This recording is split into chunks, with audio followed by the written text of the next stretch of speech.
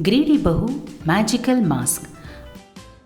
अपने लालच से विमला किस तरह की मुश्किलें झेलती है, इससे पहले की कहानी में हमने देखा। विमला घर पर बैठकर WWE देख रही थी। ये इंसान है या रबर के पुतले?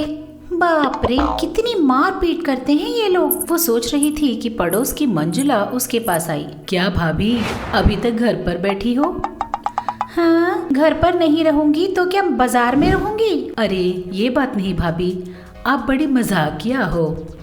मैं ऐसी ही हूँ, तू बता। हमारे गांव में कुश्ती प्रतियोगिता चल रहा है। क्या कहा? हमारे गांव में कुश्ती की प्रतियोगिता? लेकिन हमारे गांव में कुश्ती लड़ने वाला आदमी कौन है भला? आदमी नहीं भाभी, प्रतियोगिता औरतों के बीच हो रहा है। चलो देख कर आते हैं। अच्छा तो चलो चलो जल्दी चलते हैं। ऐसा सोचकर दोनों कुश्ती प्रतियोगिता चल रही जगह पहुंच जाते हैं।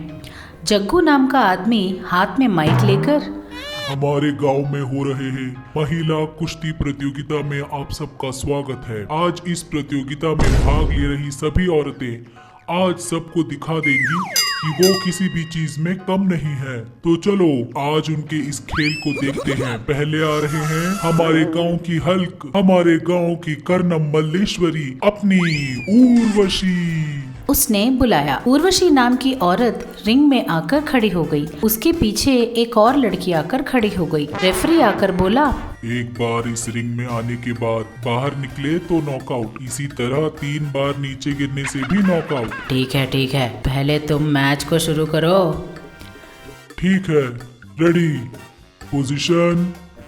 ऐसा बोलकर विजिल मारता है। उर्वशी अपने प्रतिद्वंदी को एकाएक उठाकर नीचे पटक देती है। ये देखकर वहाँ खड़े सभी लोग जोर से चिल्लाते हुए तालियां बजाने लगते हैं। बाप रे बाप, क्या उठाया उसने! ये तो सचमुच की बाहुबली है। ऐसा सोचते हुए उसने थोड़ी देर खेल को देखा। हाय राम, सर में दर्द हो रहा है, तुरंत चाय पीना होगा। ऐसा सोचकर वो घर आकर चाय बनाने का सोच रही थी, लेकिन घर पर चाय पत्ती खत्म हो चुकी थी। अरे रे, लगता है चाय पत्ती खत्म हो गई है। दुकान जाकर ले आती हूँ। लेकिन मैं अपना मास्क कहाँ रख दिया? बिना मास्क के तो वो दुकान वाला अंदर आने ही नहीं देगा। ऐसा सोचते हुए वो पूरा घर ढूंढने लगी। मास्क कहीं नहीं मिला। सासू माँ से पूछती हूँ। ऐसा सोचकर वो सासू माँ के घर पहुँची। क्या कर रही हो सासू माँ? अरे कुछ भी तो नहीं, बोल। मुझे एक मास्क चाहिए सासू माँ। घर पे चाय पत्ती और शक्कर भी खत्म हो गई है। खरीदने दुकान जा रही थी, लेकिन बिना मास्क के वो दुकानदार दुकान पर नहीं आने देगा। आपके पास दूसरा मास्क है तो दीजिए ना। है तो सही, लेकिन पता नहीं तुझे पसंद आएगा भी या नहीं। उसे पहनकर मैं कोई फोटोशूट नहीं करने वाली ना। दुकान पर ही तो जाना है सासू माँ, ले आइए ना। ठीक है, रुक जा। ऐसा बोलकर अंदर से एक पुराना मास्क लेकर आती है। उस मास्क पर काफी जंग भी लगा हुआ था। उसे देखकर विमला बोली, ये क्या सासू माँ, इस मास्क पर तो जंग लगा है, जैसे लोहे पे जंग लगता है। ये कौन सा मास्क है? उसने कहा। तब सास बोली, ये मैजिकल मास्क है। इसे पहनोगी तो किसी भी तरह का वायरस तेरा कुछ नहीं बिगाड़ पाएगा। अच्छा, लेकिन इस पर ये जंग क्यों लगा हुआ है सासू माँ? अच्छा, वो इसे लगाते ही लोहे की तरह बन जाते हैं, इसीलिए इस पर थोड़ा सा जंग लग गया है। इसका मतलब इसे पहनते ही मैं आयरन लेडी बन जाऊंगी क्या? हाँ। अरे वाह, ये तो बहुत बढ़िया है सासू माँ। ऐसा बोलते हुए वो वहाँ से चली जाती है। दुकान जाकर जरूरत का सामान खरीदकर वापस आते आते फिर से उस कुश्ती प्रतियोगिता को देखकर रुक जाती है। हाँ, इस मास्क को लगाकर मैं आयरन लेडी बन जाऊंगी ना, तब सब लोगों को एक ही बार में उठाकर पटक सकती हूँ और जीतने वाले को मिलने वाला इनाम भी मिल जाएगा। हाँ, ऐसा ही करती हूँ। ऐसा सोचकर वो फटाफट घर पहुंचकर सारा सामान घर पर रखकर वापस कुश्ती की प्रतियोगिता चल रही जगह पर पहुंच जाती है। जग्गू के पास जाकर बोलती है, मैं भी हिस्सा लूंगी, मेरा नाम भी लिखिए। उसने कहा। उसकी बात सुनकर जग्गू दंग रह गया। बहन जी, ये रंगोली की नहीं, कुश्ती की प्रतियोगिता है।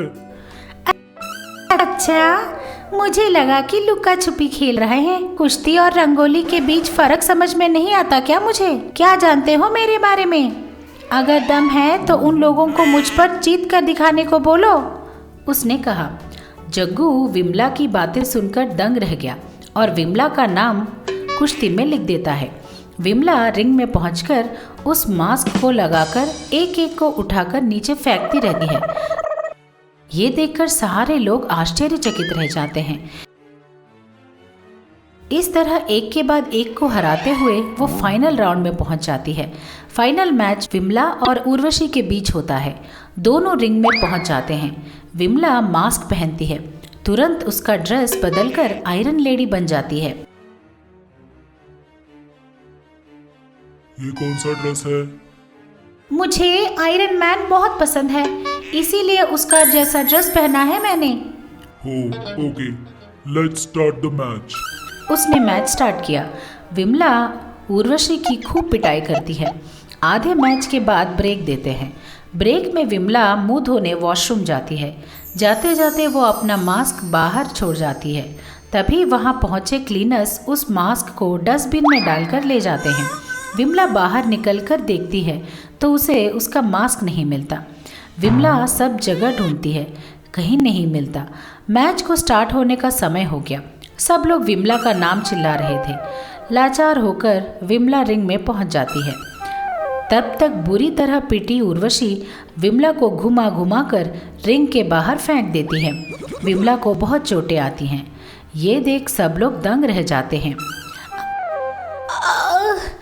हे भगवान, क्या सोचा था और क्या हो गया? मेरी कमर तो गई काम से। इस तरह वो दर्द से कराहती रह गई। सूर्या अपने बीवी के साथ बहादुरपुर में रहता था और वहां पर उसका एक पंचर बनाने का दुकान था।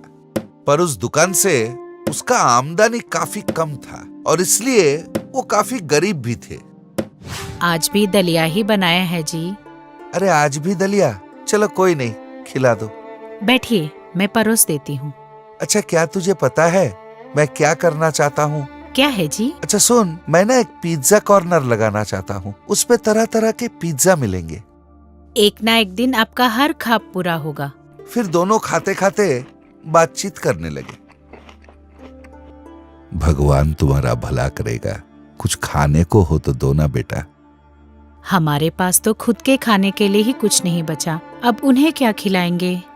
अच्छा सुनो ना, जो भी है तीनों मिलकर मिल बांट के खा लेंगे। तो फिर ठीक है, ये लीजिए, ये जाकर उस स्वामी जी को दे आइए। ये कहकर उसने एक कटोरी में दलिया डाली और सूर्या को दे दिया। स्वामी जी ये लीजिए, जो बचा था वही दे पा रहा हूँ आपको। कोई बात नहीं बेटा, भगवान तुम्हारा भला करेगा। दूसरे दिन जब सूर्या नींद से जागा, उसे अपने आंगन में कुछ पड़ा हुआ दिखा। अरे ओ सुजाता, जरा इधर तो आ, देख तो ये क्या है इधर आंगन में। देखने में तो ये पिज्जा ओवन लगता है। हाँ, पर आसपास तो कोई है नहीं। खैर जो भी हो, चल अंदर ले चलते हैं। लगता है भगवान ने हमारी सुन ली और इसे हमारे लिए भेज दिया। पर इसमें पिज्जा कैसे बनाए? हमारे पास पिज्जा बनाने का सामान भी नहीं है।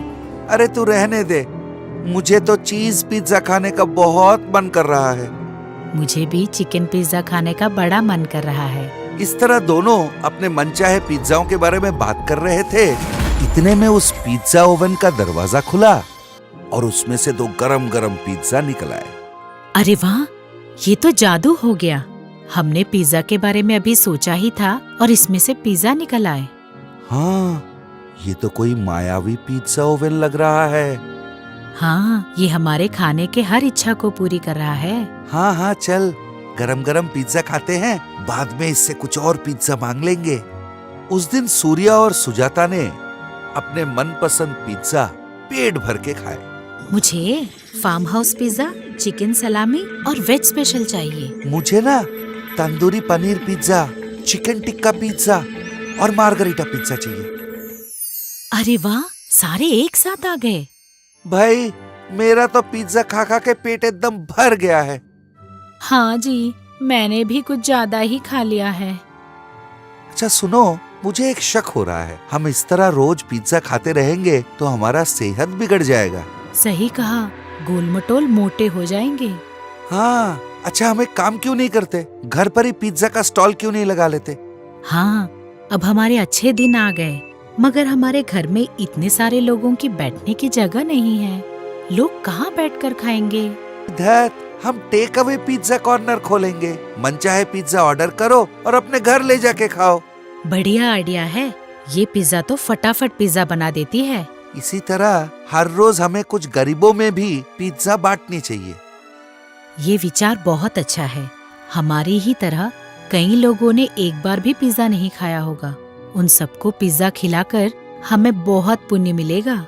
दूसरे ही दिन से उन दोनों ने टेक अवे पिज्जा कॉर्नर खोल दिया। पिज्जा का स्वाद और कुछ ही दिनों में सूर्या का पिज्जा कॉर्नर बड़ा फेमस हो गया।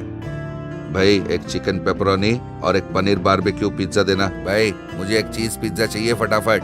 हाँ हाँ दे रहा हूँ सर। इस तरह सूर्या के पिज्जा कॉर्नर पर हर वक्त भीड़ लगा रहता था और जिस तरह उन्होंने सोचा था, हर रोज अनाथ आश्रम और वृद्धाश्रम जाके वहाँ के लोगों को वो मुफ्त में पिज्जा खिलाते थे। दादा टीवी। इस तरह के कई और मनोरंजक और ज्ञानवर्धक कहानियों के लिए बने रहिए हमारे साथ।